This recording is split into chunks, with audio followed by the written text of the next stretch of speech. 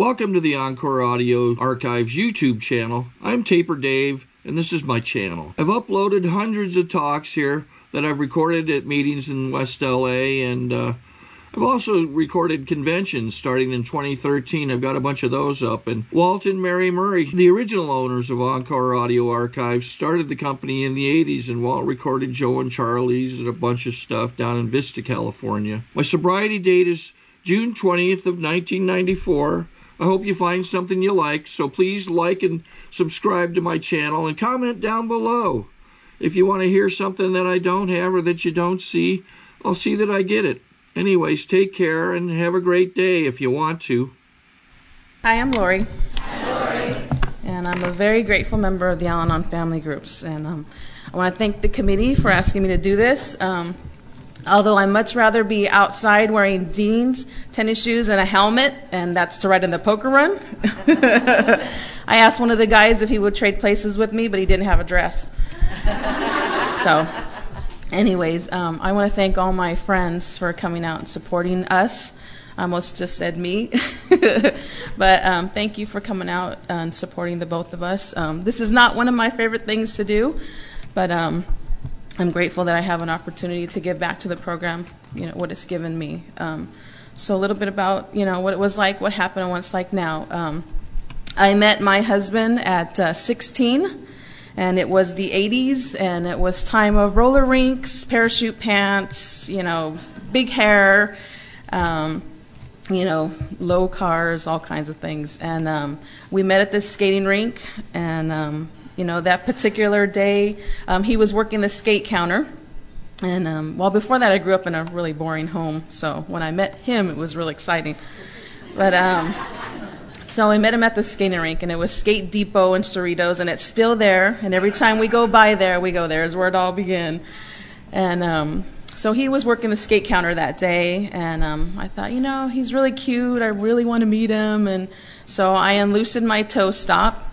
And I hobbled over to the skate counter where he was working, and I helplessly threw my skate up on the counter, and I said, will you help me, please? And he said, sure, I'll help you. And now I could have tied it, myself, but I wanted his help. And my friend was there, and we both made a bet to see who can get his number first. Now, we only bet $1, and I won the $1. But she went off to the bathroom to fix her face up, and me, like I said, I unloosened my toe stop and went and asked him for help. And she came out of the bathroom with her makeup on, her lipstick, and I go, I got it. And she's all, damn it. So I won the $1, and I won the prize. And he is the prize today. I did not feel like that before I got to the program. But we started dating, and, our relationship was very rocky from the very get-go. We dated, we not dated, we got engaged, we got unengaged, and, there was a lot of, violence in the relationship, and, a lot of this stuff happened before we got married. And, there was a particular moment, when we were 16, and my husband was paying too much attention to his car, and he was putting in a brand new stereo in this car that had dents all over it. The paint was chipped, but it was going to have a really good stereo.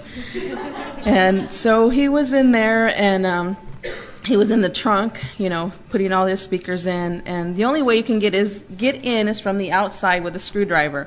And so he had it popped up with a stick. Now, I'm pacing back and forth because I'm getting upset. He's paying way too much attention to this car, and he's drinking in between, and I'm not getting any attention.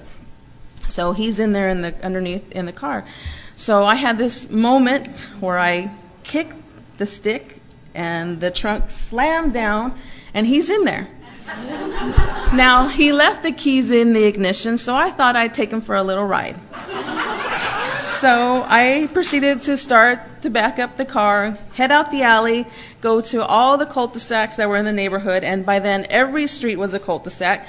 So I am doing donuts, in all these cul-de-sacs, and I hear him back there. He's just banging, and he's rolling around, and I hear all this noise, and he's cussing up a storm, and the more he goes, ow, and the more I turn the corner and round, and pretty soon I don't hear anything. And I think, oh my gosh, I suffocated him, and he's probably dead, So I took him back to where he was parked, and I parked the same way I got out. And, I stood there with the screwdriver, and I did okay, ready? 1, 2, and on the third one, I popped it, and I took off running. Now, we didn't see each other for 3 days, nor did we talk to each other. And then he calls, and he says, do you want to go out? And I said, sure. I mean, I didn't even think to myself, God, what if he wanted to kill me or do the same thing to me? But that wasn't in my mind. But, we dated all through high school, and we got married at a young age. We were 19, and that was just a big party. There was a lot of drinking. There was a lot of kids underage, but, it didn't matter. My husband, when he went to ask my parents if they, for my hand in marriage, they thought I was pregnant, and I was not pregnant.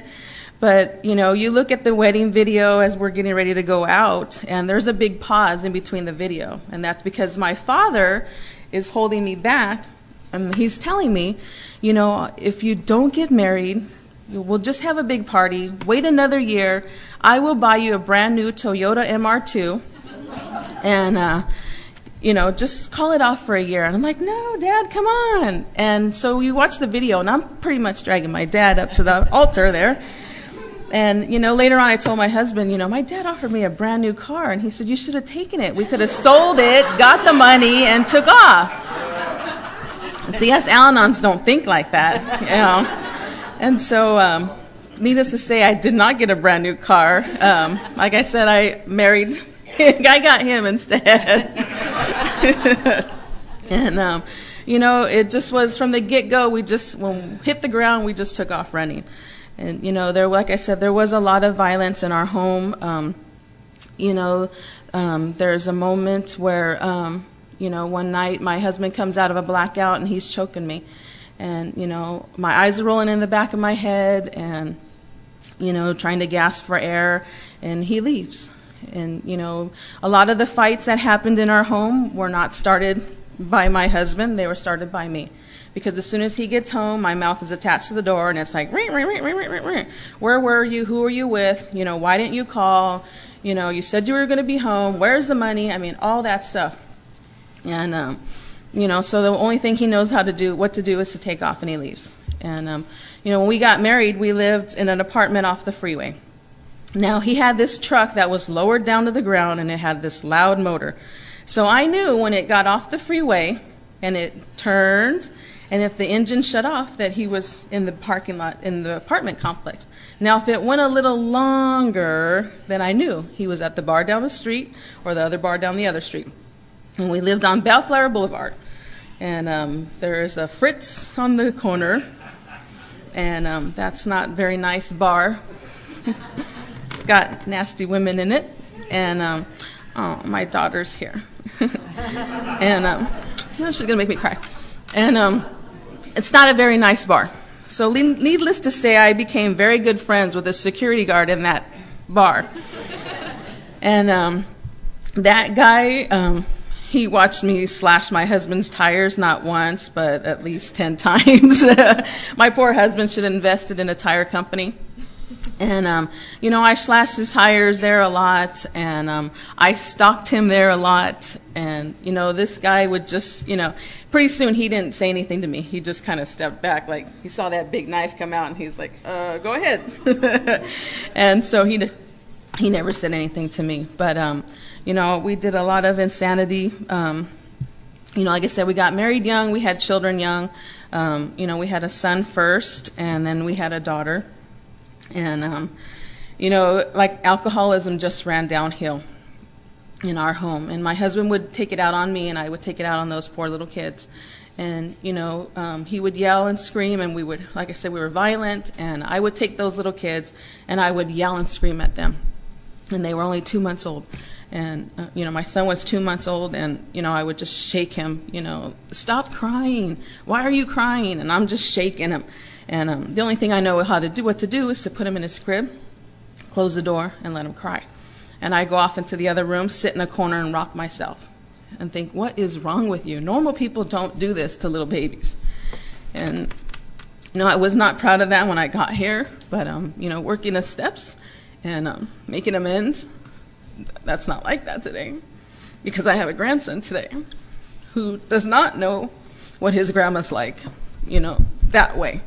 All he knows are the hugs and kisses that he gets all the time.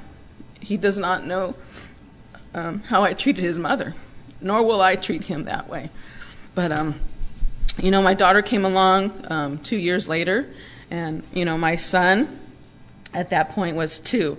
And there was a lot of times when she would be in her walker, and my son would instantly know when his dad pulled in the driveway that it was time to take his sister and hide in the closet. And because he knew his mom was going to be off running.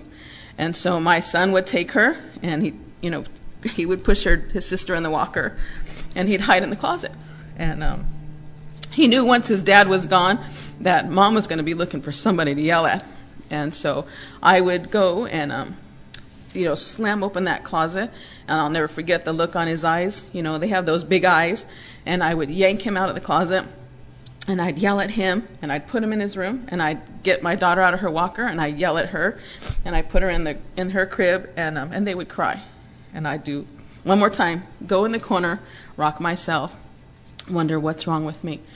And, it was like that for a very long time. We moved in and out of my parents' house at least 6 times. And when we moved in, we progressed. And we had another baby. And, pretty soon my mom is taking care of them more regularly. And, when my husband and I moved out of their home into another house for rent, I would go pick up my kids, and they would run and hide.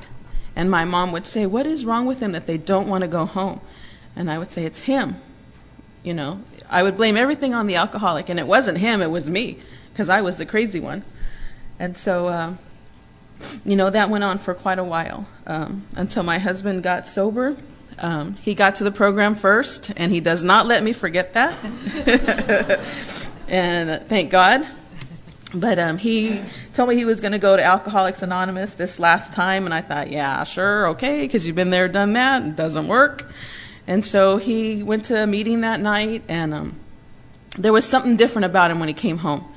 He was happy. He was I'd never seen him smile before. And he had a smile on his face, and there was something different. And one thing that was different was he wasn't going to fight with me when he came home from the meeting. And I was used to fighting. And he'd tell me things like, I can't stay sober and fight with you.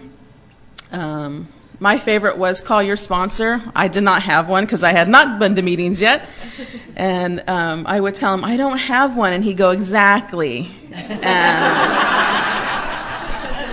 And he would tell me things like, you're sick. And I would go, no, I'm not. I didn't know what that meant. And, one particular day, we went to a friend's wedding. And my husband was newly sober. I had not gone to meetings yet.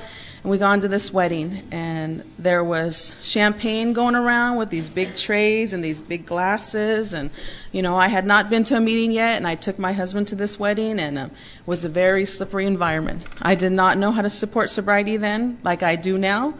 And they were going around. And, one of those trays went right past my husband. And I reached up for it. And it was like, I had it in my hand, but I never drank it.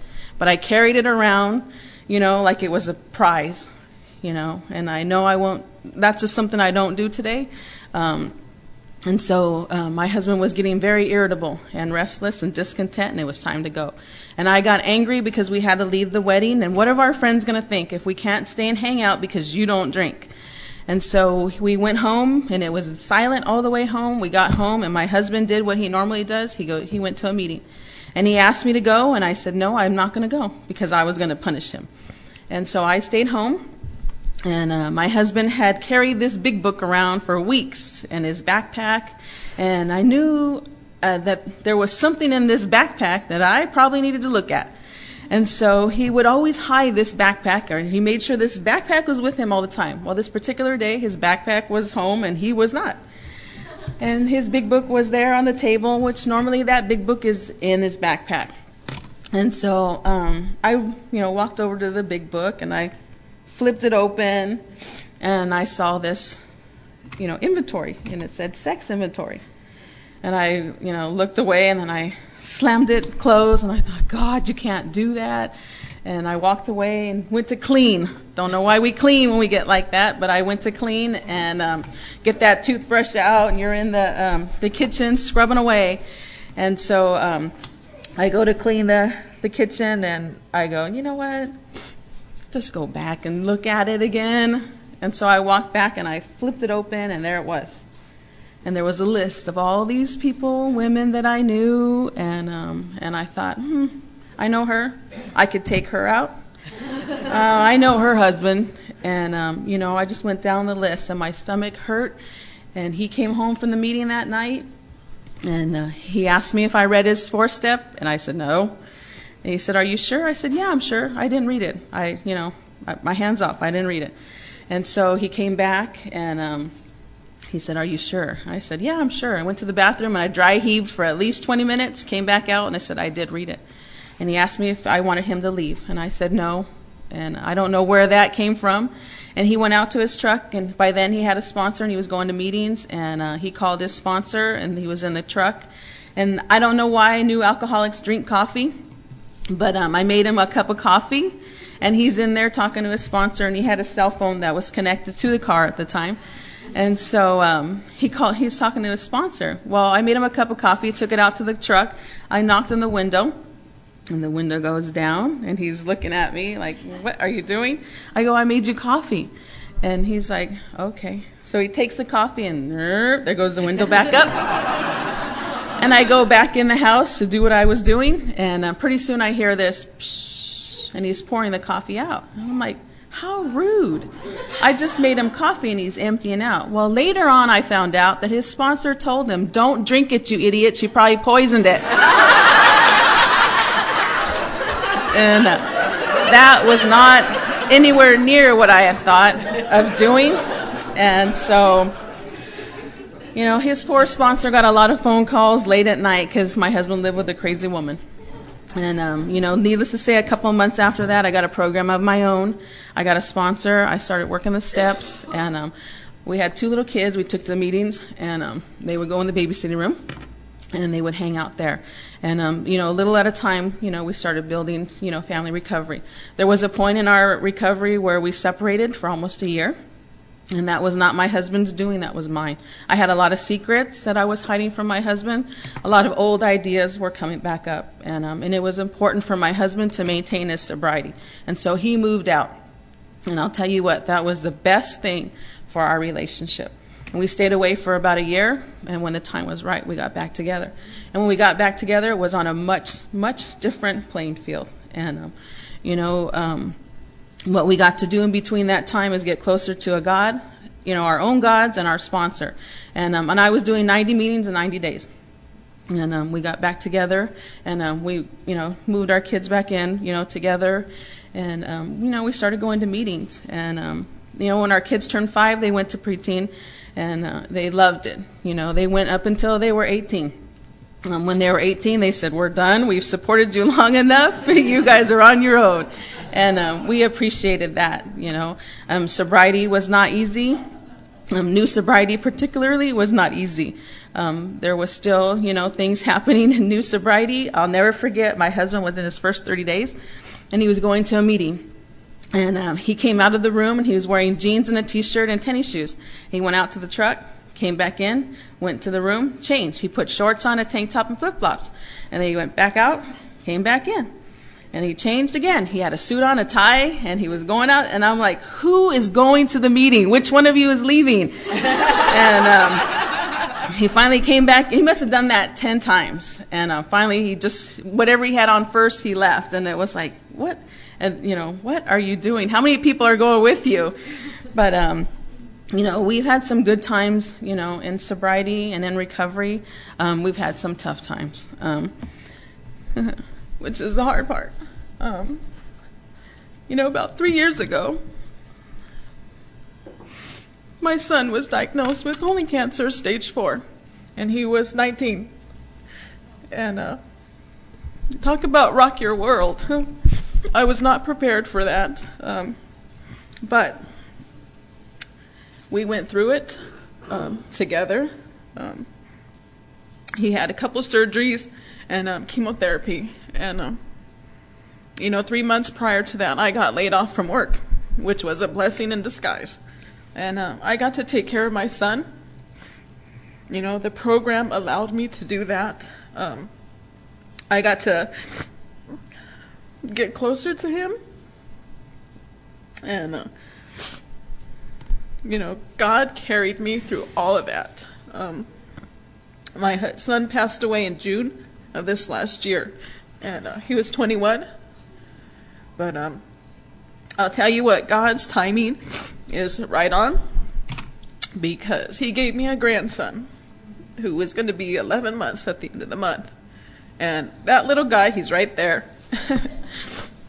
He is an ultimate joy in my life. He came right at the perfect time. When my son passed away, I was angry at God, because I didn't understand, why? Why me? Why him? And I stopped praying because I didn't understand. And my sponsor walked me through some of the darkest times of my recovery. She has always been a part of my life and a part of my kids' lives. And, one day at a time, we got through it. My son was engaged at the time, and his fiancée is still a part of our lives. She's like another daughter to me. And, I'm grateful for her. She was put in my son's life at the right time. She was 18. They had just been dating when my son got diagnosed. Now, any teenager could have said, I'm out of here. Not her. She stood by him every step of the way until the very end. And thank God that my son got to go meet his maker. And I know for a fact today that he is in a much, much better place than I am. Well, I know he looks down at me going, Mom, knock it off. And I know that he is with me all the time. He's here all the time. And, a couple months ago, his fiancée got an email from my son, and he had already passed on, and she got an email from him. And the email said, it was kind of like to move on type thing. It was just this weird thing, but I believe it's God. And it said that he is seated in the lap of luxury. And that's the one thing that I hold on to, because I know he is up there going, God, come on, let's do something, because he was a shaker and a mover. And he had a smile that would light up the room. And I know he's okay. He's okay. Mom's okay today, too. Thank God for alcoholics and Al-Anons that did not let us stay by ourselves, that stayed in the hospital with us, that called us, that brought us food, that said, do you need a ride to the meeting? Can I pick you up? What are you doing? I mean, we were never by ourselves, and I am very grateful for that. Today, my daughter is here. She's 20, and 2 weeks ago, she moved out.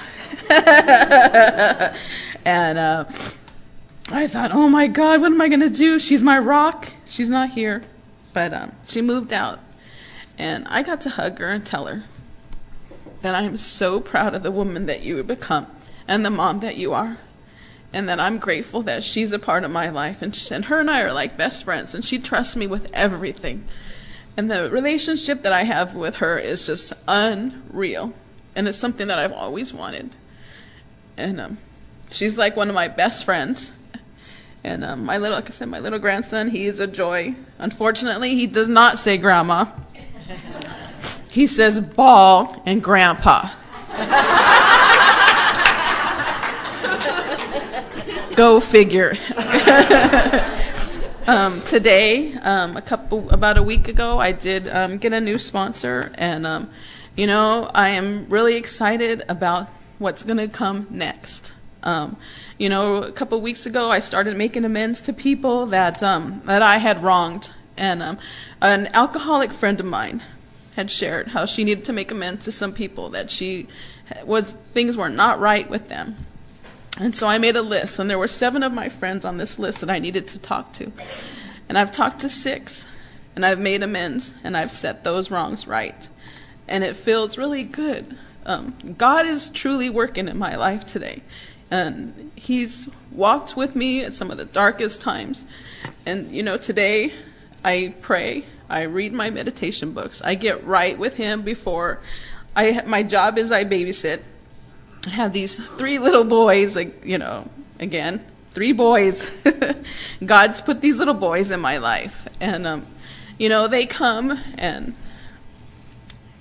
their parents trust me with their children. After what I've done to mine, these people trust me with theirs. And I take care of them to the best of my ability. And when they're sitting there, saying banana, Mickey Mouse, and, that just lights my life. My heart just overjoyed. And, I'm very grateful to be here. I want to thank my husband for his sobriety. My husband is my very best friend. We've been married. We'll be married 24 years in a week. And who would have thought? I know my parents wouldn't have, but against all odds, we stayed together. And, I'm very grateful to this program, and thanks for letting me share.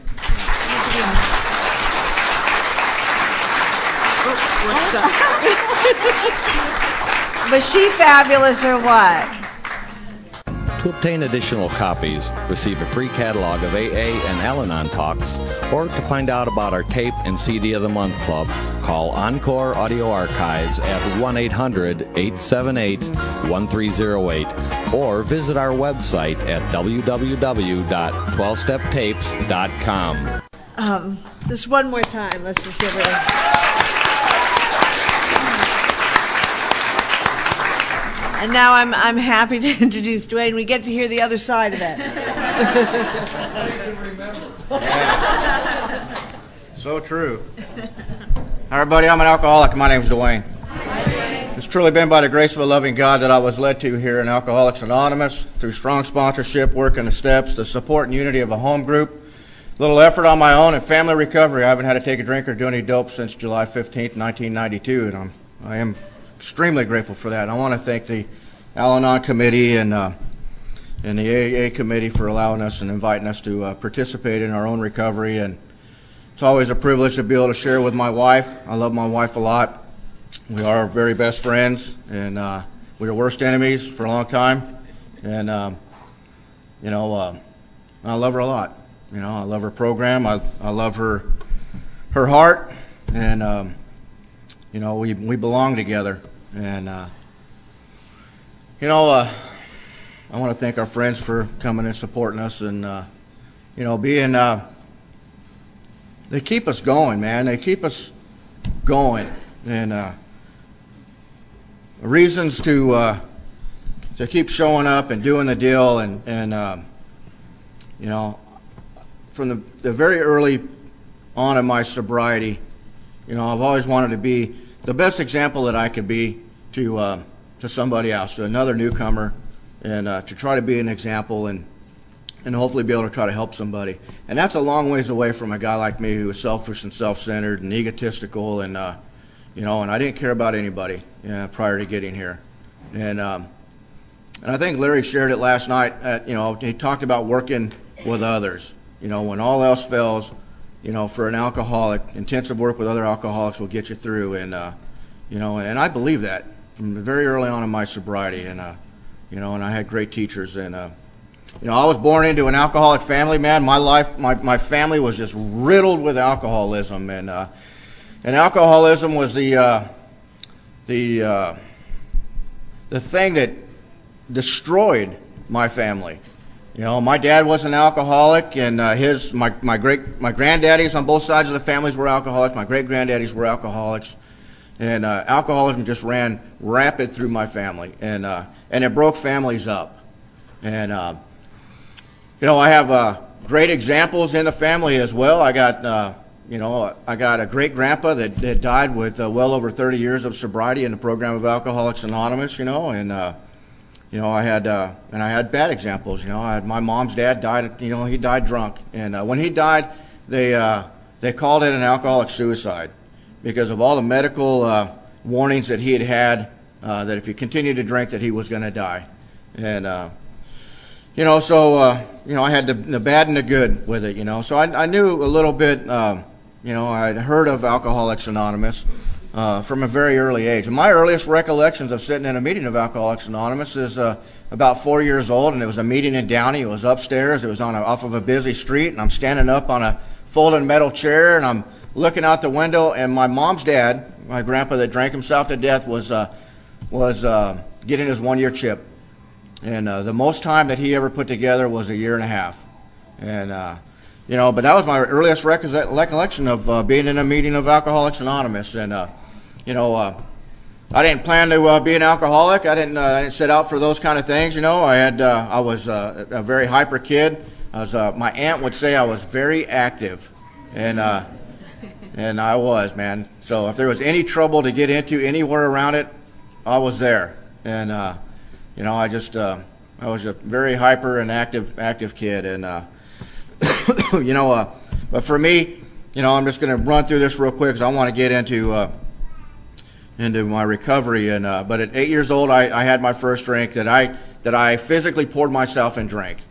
And at 10 years old, I experienced my first drunk.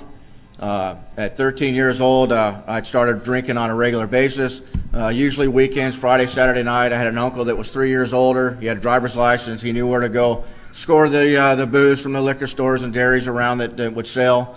So I hung out with him a lot, and on Fridays and Saturday nights, we went out and drank. And by the time I was 15 years old, I was pretty much a daily drinker. There wasn't too many days that went by that I didn't have something going in me, and whether it was booze or weed or some kind of pill or some white powder or anything I can get a hold of. And up to that point, there was really no real hard consequences for my actions, and I concealed it pretty good. And I think up to that point, I still had a fear.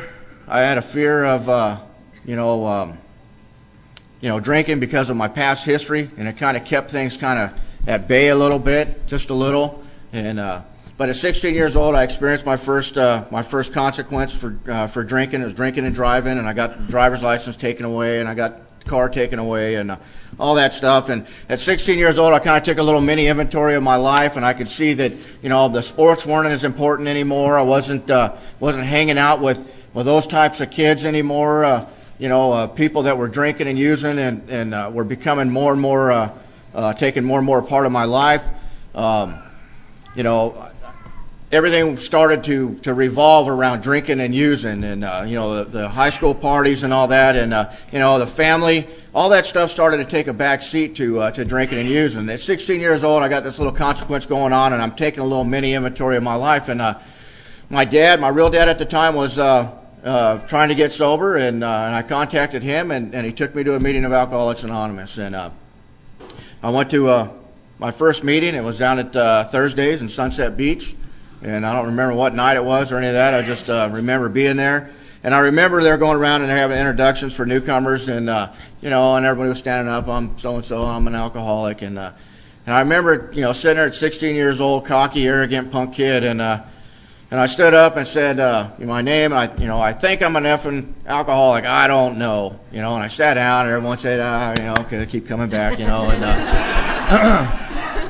But I remember this old guy came up to me, and he walked with a cane, and he had this cane, and he walked up to me, and he put the cane in the butt of the cane right in my chest. He says, "Let me tell you something, son." He says, "You got one of two choices here. Either you could stay right here in the meetings of Alcoholics Anonymous long enough to find out whether you is an alcoholic or you isn't, or you can walk right out that door over there and get a bottle and get it on." And he goes, "The choice is yours." And he turned around and walked away, and I sat there and pondered that thought for a minute, and I knowing today that was my first AA direction I had ever taken. At that point, I walked right out that door, and I got a bottle, and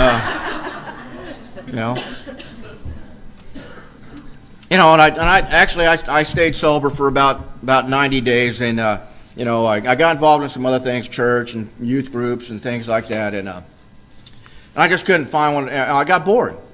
16 years old. I don't know if at 16 years old I think I was drinking enough booze and my behavior was such that I had earned my seat in Alcoholics Anonymous, but I knew deep down inside that I didn't think I was an alcoholic. And therefore, if I don't think I'm an alcoholic and I haven't conceded to my innermost self, I ain't going to do the things I need to do to stay here and maintain any kind of sobriety. And, so period of time I stayed sober, and then I met her. And I was going to do it. I thought, I just need to get in a relationship and start this relationship with her. And then I found her, and I tightened her toe stop, and I asked her for her phone number, and I gave her mine. And I said, how about we get together and go out? And she said, I like that. And so the next day I called her up and said, hey, how about we go out on a date? What do you think? And she goes, I'd like that. And I said, well, we got one problem. I said, I got busted for drinking and driving, and I don't have a car or driver's license, so you're going to have to hustle us up a ride. And she says, no problem, I'll call you right back. And about 30 minutes later, she called me back, and she goes, all right, we got it all worked out. I said, really? I said, how'd you do that? She goes, well, I conned Richie, which is a friend of ours, actually. I conned Richie into stealing his mom's car for us. And I thought, it's my kind of girl. So we went out on our first date, and and it was just, it was crazy from the very beginning, and I was kind of, she was talking about, an early sobriety going through my identity crisis, and I did. I remember, because I got sober, and I hooked up with this group that was, had a bunch of bikers in it, and they were playing softball, and they were going to these speaker meetings where they wore dress shirts, and I didn't know what I was supposed to be, but way before that, I had identity crises. And I went to high school. I went to high school in Lakewood, and it was a predominantly white school. There was most of the kids there were surfers. They would get up early in the morning. They'd run out here to the beach and go surfing in the morning, and then hit school after they got done surfing or boogie boarding. And and I was not a surfer or a boogie boarder. But I dressed the part because that's how everybody else dressed there, I played on the football team and the baseball team, and I had this old 63 Chevy half-ton pickup truck that was had a race motor in it. It was really fast, and I cut the springs on it so it slammed to the ground, and I had this, just kick-ass stereo system in it. And a typical day for me is I'd pull into the school parking lot and I'd just light the tires up and let everybody know Duane's in school. And then I'd have to slow down for the speed bump or I'm going to rip the oil pan out of it. I pull off into my parking spot and I'm cranking Hank Williams Jr. I get out and I'm wearing my OP shorts, my Flojo sandals. I got my baseball cap on and my Letterman's jacket, man, and I've arrived, man. I'm here. And didn't know what I was and what I was supposed to be. I could take that truck and I'd come down here to Old Angelo's off of State College and run with the Hot Rodders on the third Friday of each month. Or we can cruise Hollywood Boulevard with all the lowriders, man. It didn't matter. We fit everywhere we went, and I was like a chameleon. I remember one time we got kicked out of some country western bar, and I come out of a blackout and we're in a punker party. And it was a good thing I knew a couple of the guys that were there. And, that was scary. And, we fit everywhere we went, but I continued to drink, man. I continued to drink, and me and her continued our road. And, we got married. We had a couple of incidences that were just, I remember one time we got in this big knockdown, drag-out fight in front of her mom and dad's house. And, we're pushing and shoving and screaming and hollering, and it's late at night, and I got in my old truck, and it had limousine tinted windows, and I started driving down the street, and I see something moving alongside my truck, and I look out the window, and she's literally hanging onto the doorknob, and she's got one foot in the back of the truck, and I'm driving down the road, and I have a thought. I wonder how long she can hang on like that. So I drive on down the street, and I thought, I better let her off, So I speed up a little bit and slam on the brakes and dumped her off. She went rolling off into the parkway, and it was on the other side of it was on the parkway. There was grass, and so I wasn't too cruel. And I got down the street and I thought, man, I wonder if she's okay, because there was a fire hydrant right there. I hope she didn't hit that fire hydrant. So I circled the street, and as I come back around, I'll be damned if she wasn't standing in the middle of the street waiting on me. And crazy, man. And she was a hood rider. She'd end up on the hood of my truck, hanging onto my windshield wipers. And thing is, when she would come off of the hood, she'd take my windshield wipers with me, man. And I'd be at the junkyard the next day buying new windshield wipers. Crazy, man. And that was, it was just the way that it was, And we got married, and we had a couple of kids, and it was just insane. And I want to get into my last drunk, because my last drunk started on July 4th, 1992, and I'd been sober, and just like in the Big Book of Alcoholics Anonymous, Bill Wilson talks about, he gives examples of how, fear couldn't keep him sober, self-knowledge couldn't keep him sober, willpower couldn't keep him sober, and by this time, at 24 years old, I had tried all of that. I had tried the willpower. I had tried the self-knowledge, because I'd been in and out of Alcoholics Anonymous from the time I was 16 years old, and I'm now 24, so 8 years in and out of Alcoholics Anonymous. And I thought I had some knowledge about the disease of alcoholism. I've come to find out later that I lived in a world of ignorance of alcoholism. And at that time, on July 4th, a couple days before that, actually June 28th, 1992, was a Landers earthquake, and I happened to be at work, and I was close to the epicenter of that earthquake, and I'd been on about a 4 or 5 day run, and I'd been, smoking a lot of speed and drinking whiskey, and I hadn't slept much, and I had to be at work at 3 o'clock in the morning, and I'd been at work, and that Landers earthquake happened about 5. And events happened during the earthquake that really freaked me out, and I thought I was really losing my mind. Bill talks about questioning his sanity. And at that point, what was going on in my life right there, I started to question my sanity. I thought I was going insane. I thought I was seeing things. And way different than anything I'd ever, illusioned before, but I was, it scared me. And it was my last-ditch effort to try to stay sober on my own. And July 4th, 1992, we had a friend coming down from the high desert. He had asked me to buy a 12-pack of beer for him, and because he was coming over for a barbecue and fireworks, and I just said, you know what? I'm not drinking. I'm not drinking anymore. And he said, all right, well, pick me up a 12-pack, because that's the kind of people I hung out with. And we were there, and I saw a new package, and it said Old Duels, non-alcoholic beer. And I had her with me, and we looked at that, and she said, what do you think? She says, why not? It says I'm non-alcoholic. It's 4th of July, and I went back to the house. I took it back to the house, and before I can close the refrigerator, I spun the top off of one. I pounded it down. I finished that. I grabbed another one. I spun the top off of it. I drank about half of that down. I closed the refrigerator door. I turned over to the trash can. On the way to the trash can, I drank that second one down, and I threw it away. In less than probably 30 seconds, I drank 2 of those Old Duels. And I don't know about anybody else, but an alcoholic like me, it don't take much for an alcoholic like me to set that physical craving off, to get that thing going, to start that motor running. And I remember sitting there in the middle of that kitchen, and I'm waiting for it to kick on. And, and it ain't really happening. It's there, but it's not there. And I went back to the refrigerator to get another Old Duels, and I saw that 12-pack there, and I grabbed a beer out of that 12-pack, and had a pop top on it, and I popped that top, and I waited and looked around, and Lori was outside, and next thing I know, I'm getting ready to take a drink, and I turn and look, and she's standing in the hallway, and she's looking at me, and she's got that look. What are you doing? And I remember yelling at her, it's just one beer, just one. She looked at me, she hung her head, and she walked out, and she knew. By the end of the night, I drank that 12-pack because my buddy never showed up, and half a bottle of gin, and I was off on a run. And I remember sitting in a bar after 10 days. It was a 10-day run. I didn't go home. I don't remember showering. I don't remember eating. I don't remember doing anything. I was smoking speed and drinking whiskey, and I'm trying to shut my head off. And it seemed like my whole world was on a freeze frame reel. Them little snapshots, it's just a picture, and then the next picture. And it's like my whole life was like that. And every dirty, rotten thing I'd ever done to anybody in my life, it was like just a picture. Boom, there it is. And see, when an alcoholic says that booze quit working, I know what they're talking about. And what they're talking about is that picture don't go away.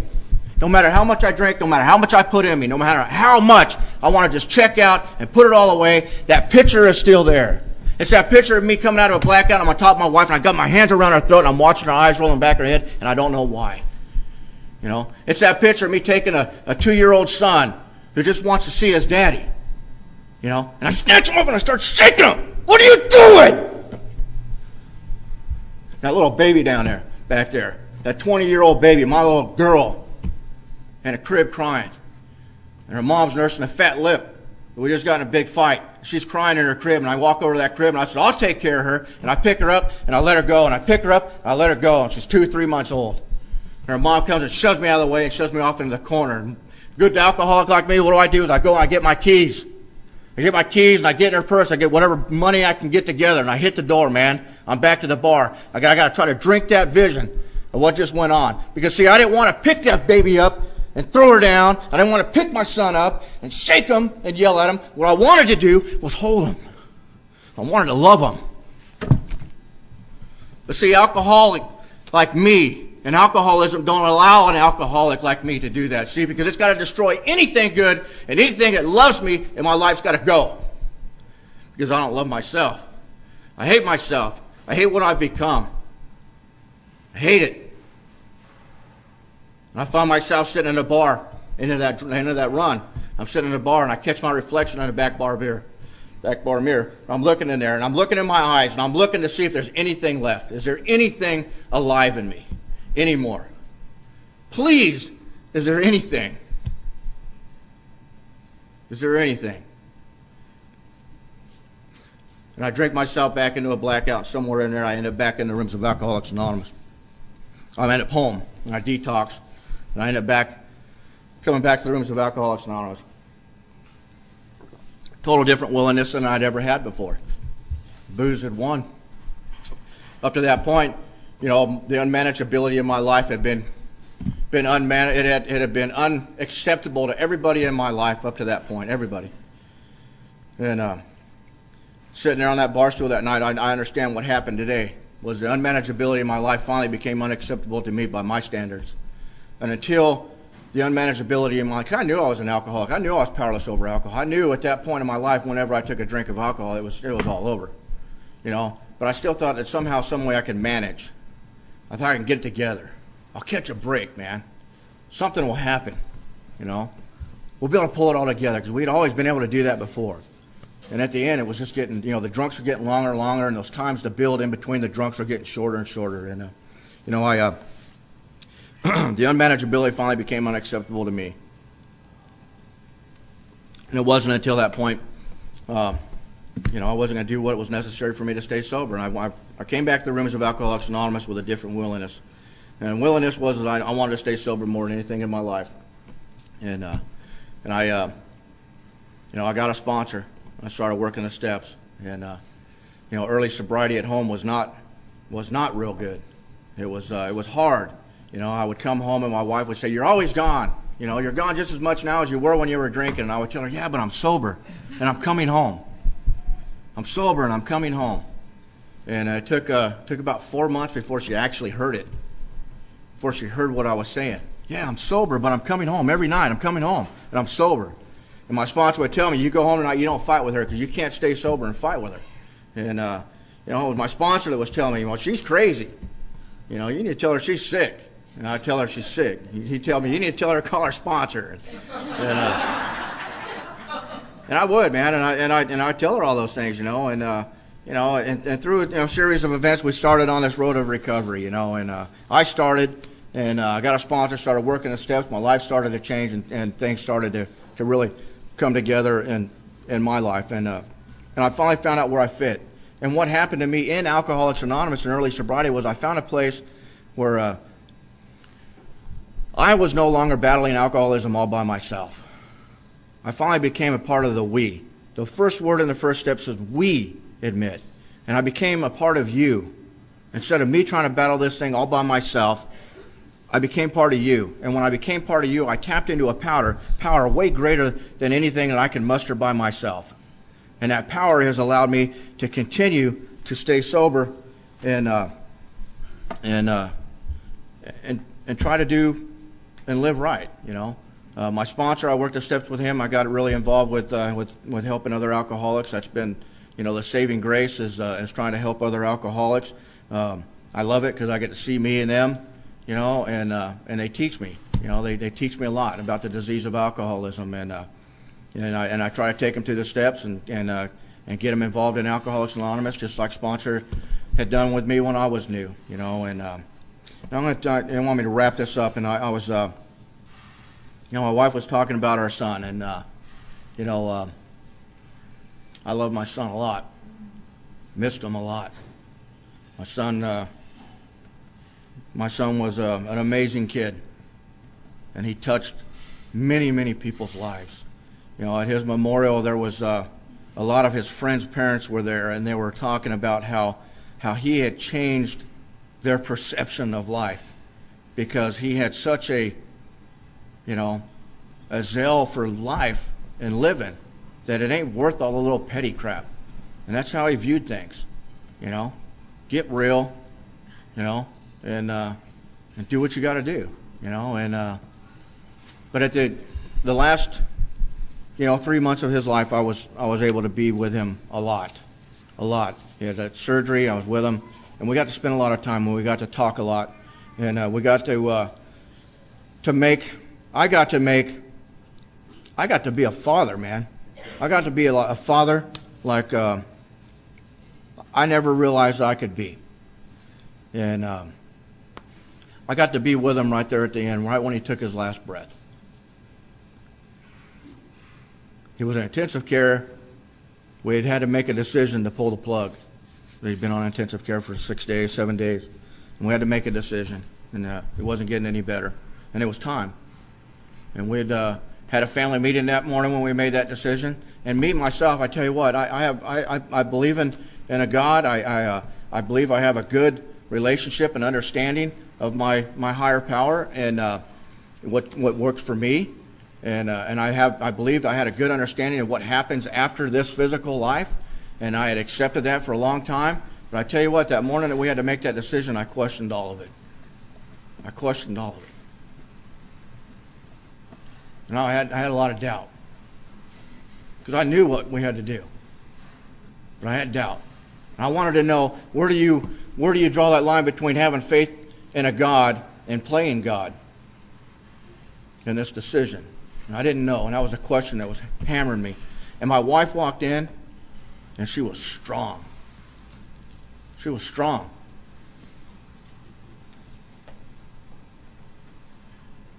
I need her to be strong.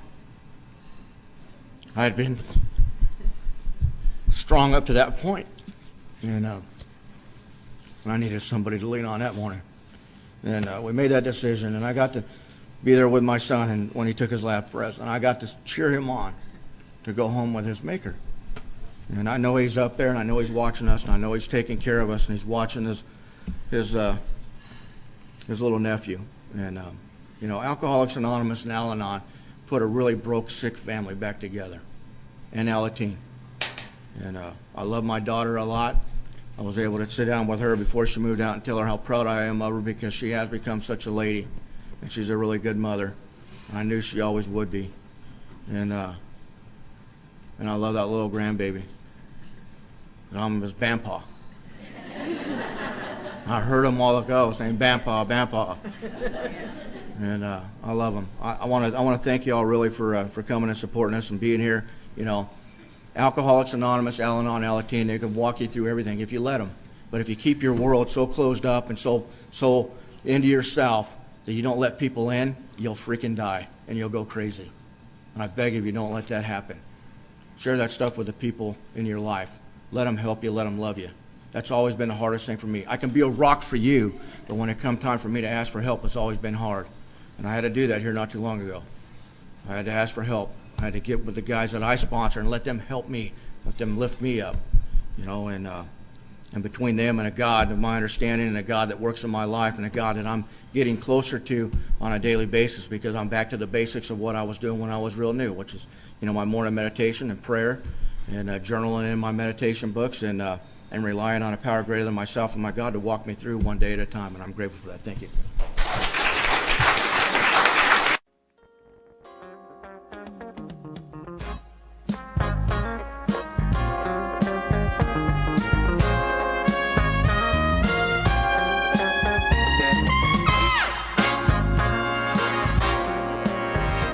We hope you've enjoyed this recording. To obtain additional copies, receive a free catalog of AA and Al-Anon talks, or to find out about our tape and CD of the Month Club, call Encore Audio Archives at 1-800-878-1308 or visit our website at www.12steptapes.com.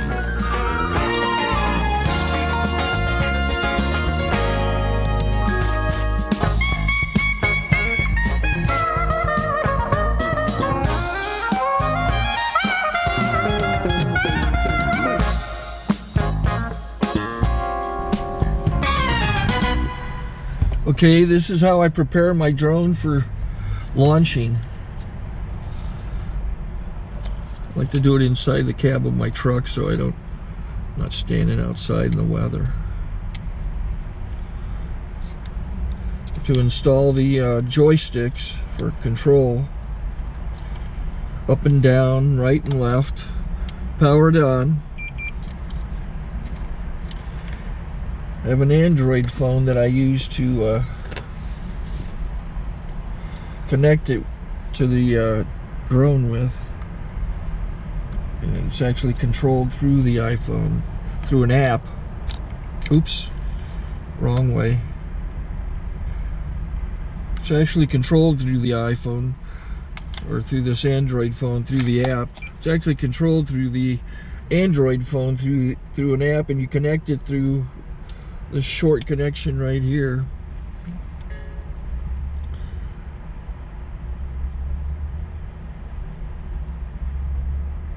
Remote control connected.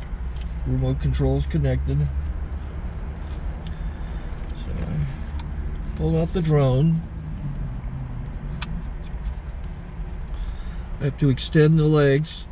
Long legs extended first, then the short legs. Remove the gimbal protector. Set that aside, then power it on one short burst, then one long burst. I lay it down. So I have to go to calibrate. So the drone's not connected yet. It shows you here as this drone gets disconnected, even though the remote's powered on. So the drone has to establish it's connected. So I go into the app to calibration mode.